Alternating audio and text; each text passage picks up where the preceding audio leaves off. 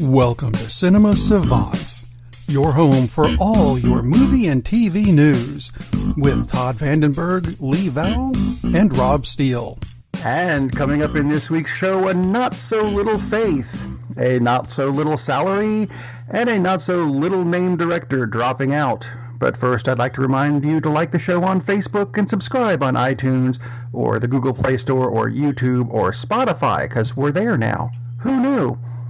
Other than me, but hey, I'm just passing it along. Lee didn't know. Lee still doesn't know because he's not here.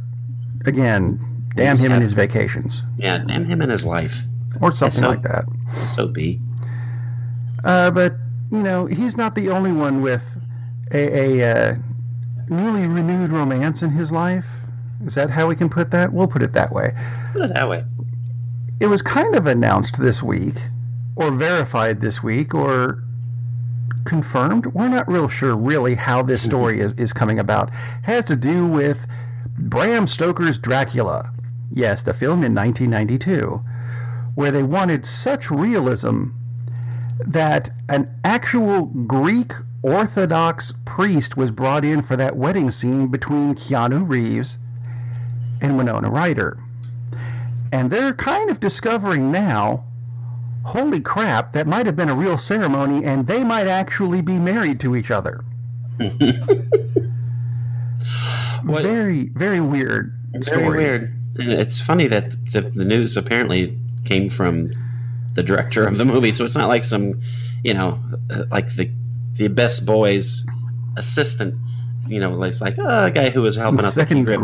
No, it's the director who said, oh, by the way, and then there are other articles that saying they have the long-standing crush for each other. It's like Winona has come out and said, it might have happened. We're not sure. We don't know if it's legally binding or not. Which that would be really cute. That would be a lovely story. I like that. I want to say didn't they do that on Happy Days once, where Fonzie got married to somebody accidentally? I think it was the shark, wasn't it? No, it wasn't the shark. The best thing about this, though, is maybe Keanu Reeves will show up on Stranger Things. Oh, my God, that would be so cool. I have news about that show later. Of course you do. Later. It's a spoiler teaser something. Spoiler teaser something. Speezer. No, that sounds... That's a wrong word altogether. Yeah, we'll forget I said it. Sounds like a disease. Not moving on to something that's a little bit different. Because we're not going to mention... Well, actually, I'm about to mention them by name, but we don't have any news this week on Marvel or DC, Star Wars, Star Trek, trying to stay away from the things that seem to dominate this show, but there is a little superhero news about a character named Faith, who is not a Marvel character, not DC, still getting a film. And the thing about this character is she doesn't fit the stereotypical image no, she doesn't. Of a superhero. She is I hate to say this, and I know that this may be where they're going with it. I'm seeing Melissa McCarthy cast as the character, and I'm not liking that. I would like someone else because I'm not a Melissa McCarthy fan. It depends on how they approach it, because I have seen her in a few movies where I liked her work, but not too many, because usually she's so far over the top that it really bothers me. But and I wouldn't like them to do that with this character. Admittedly, I know very little about the character other than apparently she's a closeted Trekkie who lacks confidence in her abilities. Fine, whatever. She can fly, I know, and has super strength, and that's about all I know about the character. Even though there's a picture of her with her eyes glowing, I don't know if that means she has Cyclops' abilities. I don't know. But I think having a character with her body type in this kind of a movie, that's a cool idea, because they don't all need to be toothpicks. Well, the perfect actress would be Rebel Wilson. There you go. I was trying to come up with her name, and I couldn't even come up with anything she was in. Yeah, all the Pitch Perfect movies. If the name doesn't ring a bell for people, man, she would be I would have rather see her 100 times more than Melissa McCarthy. So absolutely, I think that's a cool idea. Yeah. I mean, moving away from these, how did they phrase it in this article? That I found it on Sci-Fi Wire. It's not. Oh, I can't say that on this show because it refers to women's body parts in a derogatory way, and I'm not going to do that. But that's the way they're usually depicted. This would kind of be the anti-insatiable move, which is a series on Netflix, which has gotten tons of bad press because it's supposedly anti-body shaming, and basically the whole thing promotes body shaming because of the way they approached it. It's about a, quote, fat chick, close quote, who gets her jaw wired shut, and now she's gorgeous, and now she's taking revenge on all the people who fat shamed her and were mean to her before. But that was a CSI episode. Yeah, and it's just... I think it might have been New York, but I'm not going to watch it because it doesn't look particularly interesting to me. But even the trailers just look... This is not the right way to approach this. This is crap. So, yeah. So, moving on. Faith sounds very cool. Faith sounds cool. Actually, another series that sounds very cool. And I've been rereading these books because I have that kind of time away from all electronics of late. Isaac Asimov's Foundation series, which is excellent, is coming to Apple TV later this year. They've already ordered, the 13 episodes for a full season of, what they're calling a full season. And if you don't know the Foundation series, it is not directly copied by everyone, but if you read it, you're going to find things like, okay, this, and this were in Star Trek. This, and this were in Star Wars. This, and this were in this other sci-fi thing. Ripped off by just about everybody, but Asimov didn't mind. The thing about it is, like, the positronic brain, which came from the Asimov's Robot series, right, ended up being Lieutenant Commander Data's brain in Star Trek, The Next Generation. He created all this stuff in the 30s and 40s. Yep. Oh my God. The 3 laws of robotics. I mean, yeah, incredibly influential. Well, actually, you know, the term robotics is linked to him. That's his term. He came up with it. He was somewhere out in the spirit world. He is a very interesting and incredibly bright guy. And one of the fun things about him is, like, he was more than happy to tell people how incredibly bright he was. That too. Some of the interviews with him are just, oh my God, hilarious. But but in a good way, not a. Oh yeah. You can do that in a horribly wrong way and just rub everybody the wrong way. He didn't. He was very cool. Definitely. So that's very exciting. That and thank goodness that it's a series instead of let's make a movie, because you can't make a movie out of that. It's too long. I mean, exactly. If there was ever something that needed an in-depth treatment, this Foundation. So this is actually the second series that Apple has started to put into development. The first being who is this? Lizzie Kaplan and Aaron Paul led series. Are You Sleeping? The answer is no. You can obviously hear me talking to you. I'm just saying. Anyway, that series made headlines of late when there's an actress named Moon Blood God, who is a Tia Carrere knockoff. I'm just saying. She dropped out having filmed 4 episodes. I'm like, wait, what? So they're recasting her and refilming those scenes. I'm like, you don't drop out four episodes in. That's kind of crazy. That's why I'm calling her the Tia Carrere knockoff. Yeah. Not because Tia Carrere dropped out, but because I have no problem with making fun of her. Not because of the name. I love the name, actually. The name's pretty sweet. But, yeah, you don't do that. That's not cool. I'm going to change my name to Blood God. That's nice. Wasn't there... Who was it? God Sham God? Yeah. Basketball player? Yep, God Sham God. God Fake God? What? Just saying. It's kind of like, shampoo. It's different than real poo. Chamois, wax on, wax off. There we go. Melissa Rosenberg. Just because I like to throw the name out. No, I'm kidding. She was actually part of the showrunner of Jessica Jones. No, this is not Marvel news. She left them. It's different. See? There you go. She's moving over to the CW. Yes, they do DC shows. No, she's not doing any of those either. We're not real sure what she's doing, but she is getting an 8-figure salary for running whatever she's going to be put in charge of. They just haven't announced that yet. There are so many. Was showrunner even a term 10 years ago? I don't think it was. I thought it was always producer and director and stuff, and also showrunner. Yeah, showrunner. Interesting. I thought that was Grip, where they say, here, take this videotape to room C. And off they go. It's incredible the amount of money that's getting thrown around for people to run shows. Maybe that's why they call them showrunners. She's hardly the first person with a figure salary that high. It's kind of startling. So good for her, regardless of whatever she's going to do and whatever angsty teens are going to be in this show, because it's on the CW. But very cool. As opposed to the news I have for... See, I told you Stranger Things was coming. We were just waiting till we get to the TV part of the show. Woo!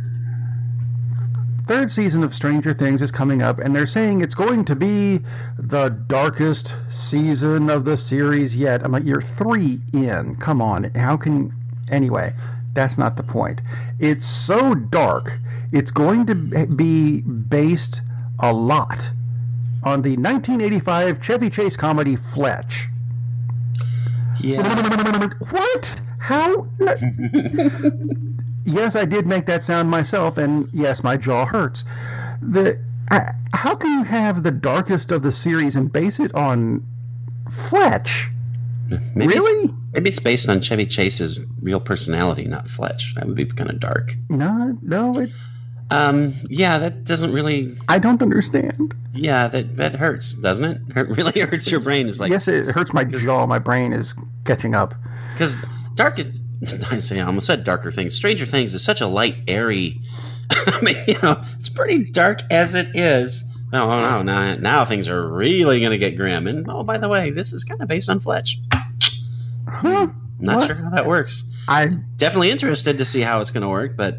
Coming this fall to a TV near you, along with a bajillion other things, there's a list that I am very likely to put on the cinema-savants.com website. Will it fit?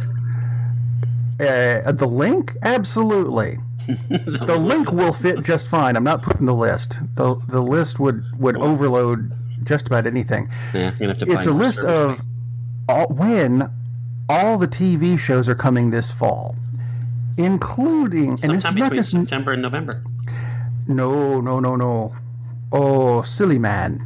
This goes... Oh, let's see. Here's some that are not coming out until December 30th. That's not fall.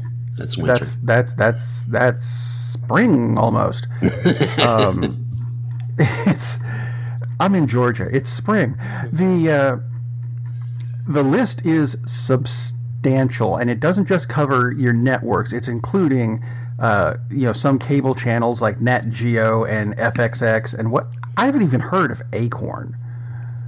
But I've whatever. Heard of it, but I cannot recall for the life of me what it is. Other than, eventually it will be a mighty oak like Netflix. But yeah. 800 Words Season 3B starts September 5th on Acorn. Whatever the hell that... I don't know that one. But it also includes Hulu and Netflix and Showtime and Oh, Hobo. my God. If it includes those, yeah. This is a substantial list, so go to the website, check it out. Wow. Acorn is a BritBox competitor, so there you go. Oh, of course. Season 3B. They have Doc Martin, A Place to Call Home, The Midsummer Murders, which is an awesome show. Anyway. Yes, it is. So that's the deal. What have we got next? Stuff. Robert Downey Jr. Is that where I'm going next? Yes. Robert Downey Jr. I'm checking my notes on 3 different screens for some reason. I don't know why. Robert Downey Jr. says he's going to be focusing more on reprising his role as the third best Sherlock Holmes remake in the recent bat. Is that just me? Because I'm actually putting the Johnny Lee Miller one ever so slightly above Benedict Cumberbatch, only because Benedict Cumberbatch only has 3 episodes a season. And I actually really love both of those series. And the Robert Downey one, I'm kind of like, oh, another one. Oh, so that was my question. Did Robert Downey Jr. say the third best, or is that your... That's me. Okay, because I can I can see him saying that as a joke, but he probably could. I completely agree with you, because they're fun, but they're not Sherlock Holmes. And I'm not sure what they are, but yeah.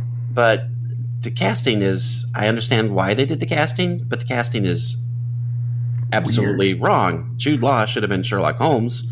Robert Downey Jr. should have been Watson, but one of them has a lot of star power, and the other one, for whatever reason, doesn't as much. Doesn't in the States.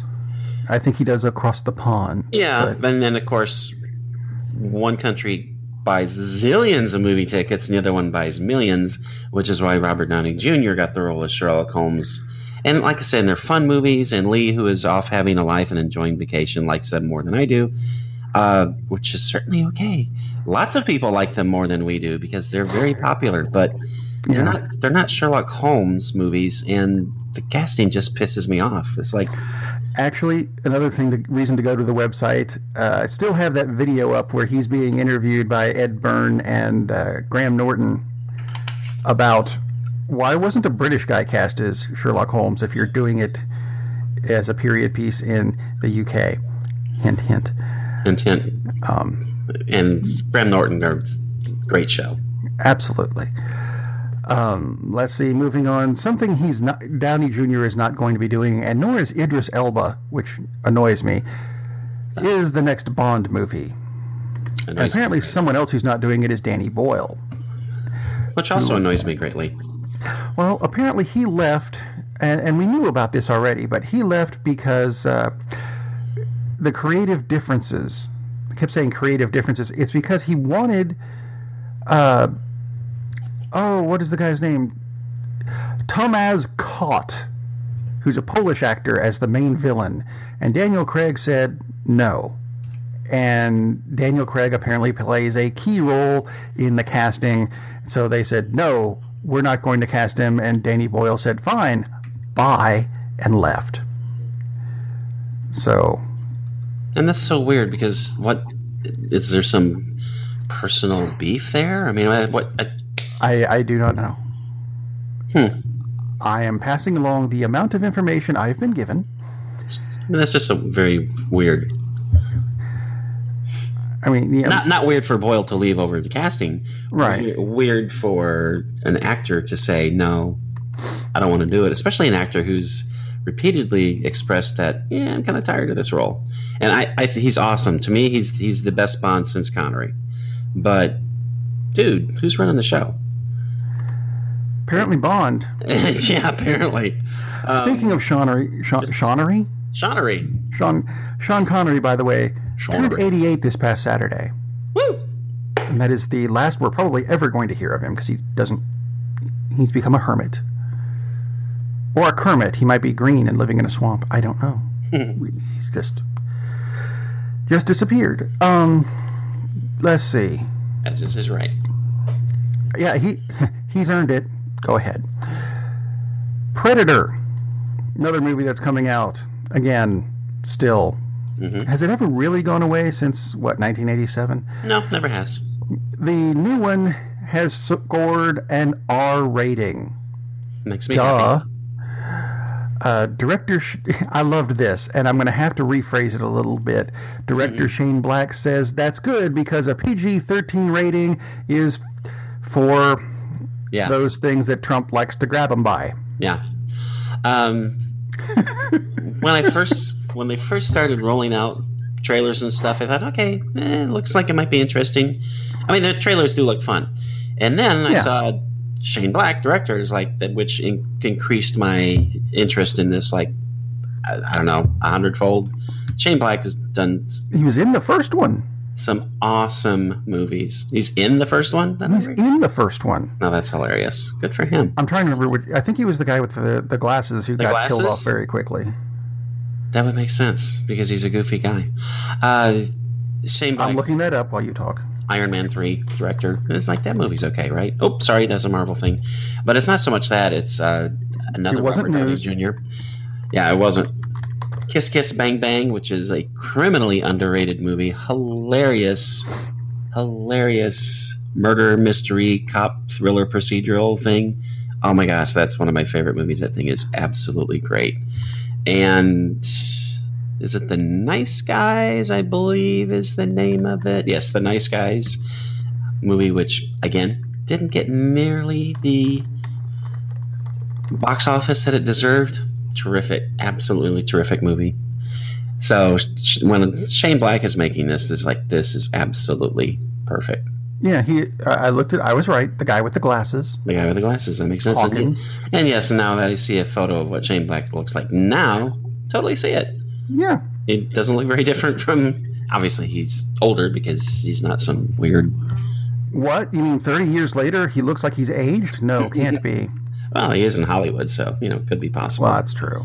But, yeah, I'm really excited for The Predator. I mean, it just looks like it's going to be a really fun, over-the-top, in the right way, movie. And this is Shane Black's wheelhouse, an action picture that's funny at the same time. So, very cool. Good for them.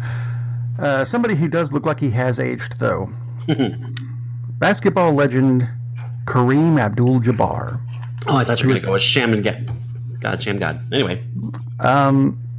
He scored a recurring role on the final season of a show I've never heard of called iZombie.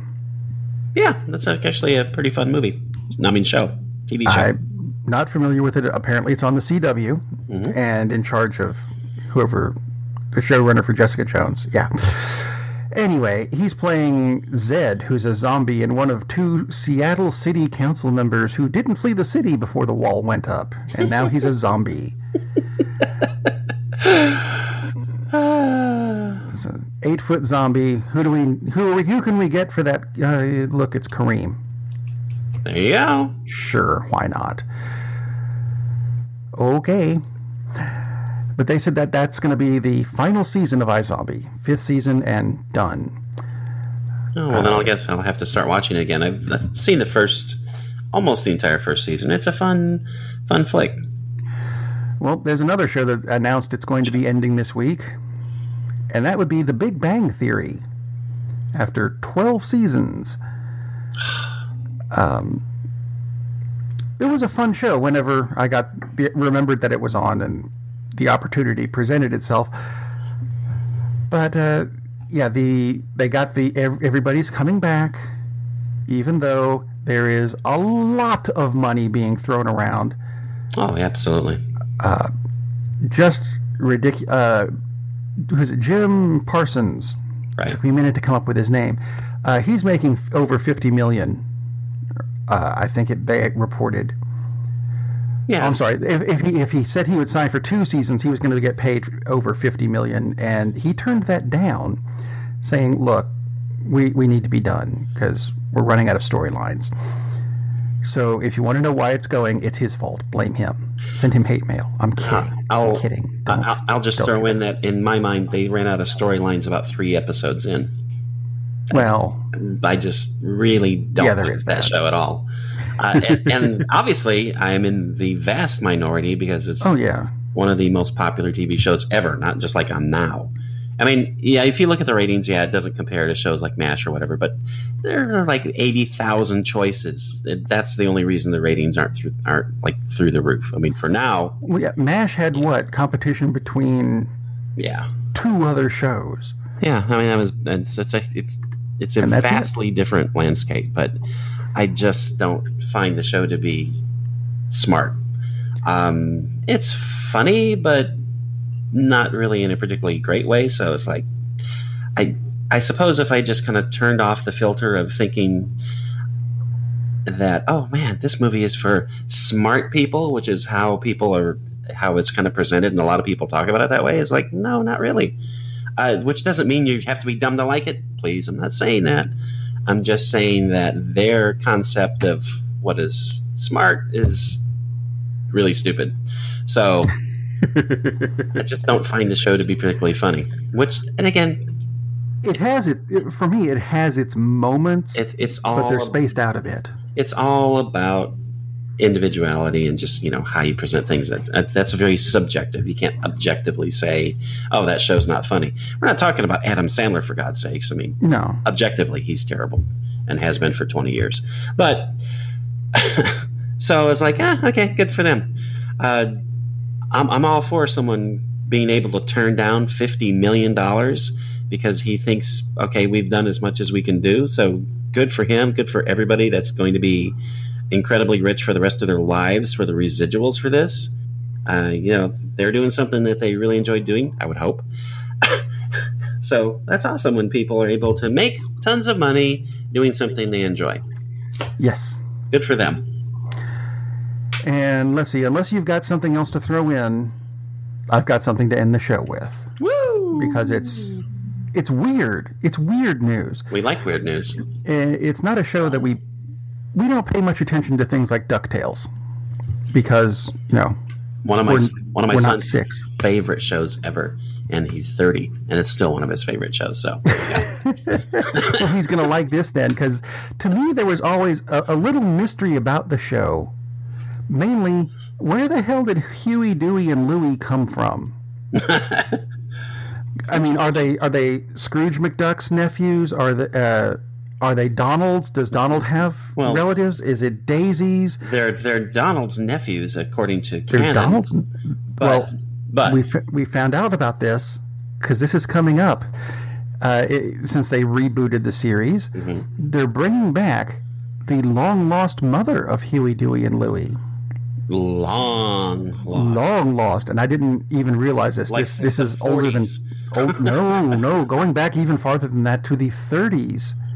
Were they around the 30s? Wow, amazing. The 30s, when Donald's twin sister Della existed.